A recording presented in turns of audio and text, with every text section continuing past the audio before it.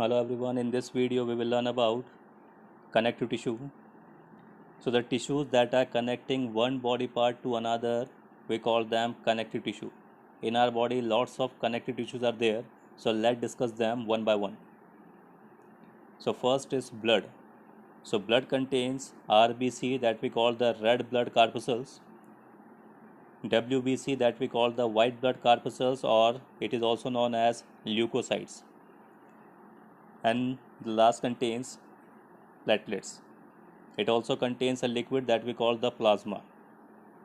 So what is RBC? So RBC is that we also call the erythrocytes. So it is a circular biconcave without nucleus containing red pigment hemoglobin. That means the red color of blood is due to the presence of hemoglobin which is found in RBC. It helps in the transport of oxygen because whenever oxygen is bind with hemoglobin it forms oxyhemoglobin, and due to which it is able to transport the oxygen to all parts of the body, and it brings carbon dioxide to the lungs. That means from all over the body it is also transferring the carbon dioxide to the lungs. Now WBC or leukocytes, so it have nucleus and colorless. That means they don't have any color and contains nucleus. They are protecting our body against infection. That means whenever we are getting the infection or we are getting any cut, so to protect our body from the infection, WBCs are there. So they are also known as the soldiers of our body. So WBCs are divided into two parts, agranulocytes and granulocytes. So agranulocytes are of two types, lymphocytes and myocytes. And second is granulocyte. So it is of three types, basophils, eosinophils and neutrophils. Blood also contains platelets. So platelet is a small irregular bodies and help in clotting of blood. Means whenever our body is getting any cut or wound, so to make a clot in the blood, platelets are there. Now plasma. So plasma is a straw colored. It contains basically protein, salt and hormones, and it helps only in transport of materials. Now lymph. So as we all know that our blood contains RBC, WBC and platelet. So whenever our blood is filtered from capillaries, so a small amount of WBC and plasma is coming out, that fluid is known as lymph. And just because this lymph is flowing between the tissues, we also called it tissue fluid. So it transports nutrients, it removes carbon dioxide from tissue fluid to the blood. WBCs which are present in lymph are killing the microorganisms. Now what is bones? So bones contains a hard matrix. It contains the cells that we call the osteocytes, and it also contains the Haversian canal. Now bones is a porous tissue made up of living cells called the osteocyte or osteoblast.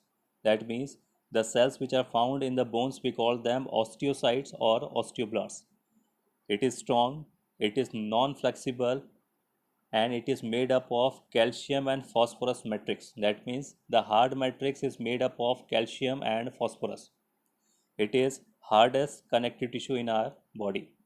Its function is it provides shape and protect the internal organs from any injury. Now cartilage. So cartilage contains the loose matrix and it is flexible. So it contains widely space between the cells. Matrix is basically composed of protein. It is found in nose tip, ear pinna, etc. That means in our body, wherever the flexible bones are found or flexible tissues are found, it is cartilage. Its function is to provide the support and give flexibility and shape to the body parts. Now, tendons and ligaments. So flexible tendon is a flexible tissue. It is strong and has limited flexibility. So it is fibrous. It is strong and it has a limited flexibility whenever muscles are joined with bones. That means it is attaching the bones to the muscles. So tendons are attaching the bones to the muscles. The next one is ligament. So it is elastic and it has a great strength. Its function is to join two bones. That means whenever two bones are joined, so between two bones, this ligament is found.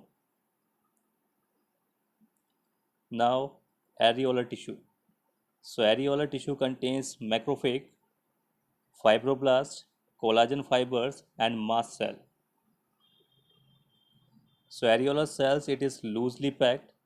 Matrix contains fibers and macrophages. Macrophages are basically a type of WBC that are protecting the infection. Its function is it is a packaging and supportive tissue. That means wherever our body contains or wants any packaging tissue, then areolar tissue is there.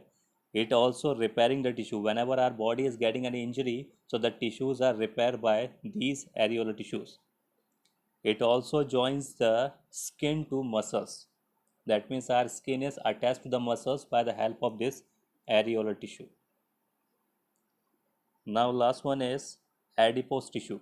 So adipose tissue contains the adipocytes, or that we also call the fat cells. It is a fat storing cells. So it is rounded or oval shaped, filled with fat globules. That means these cells are of rounded or oval shape. It contains fat globules. It is basically present below the skin, around the internal organs, and in the yellow bone marrow. Its main function is to store the fat, and just because it is storing the fat, it provides the insulator or insulation to our body. That means if we talk about the polar bear, so polar bear contains a thick fat layer between their skin or below their skin. So that is why it is providing the insulation. It also acts as a shock absorbing cushion around the delicate organ like kidneys. That means in our body, internal organs which are very much delicate, it is covered by this adipose tissue which provide it a shock absorbing capacity. So that's all for today. Thank you very much.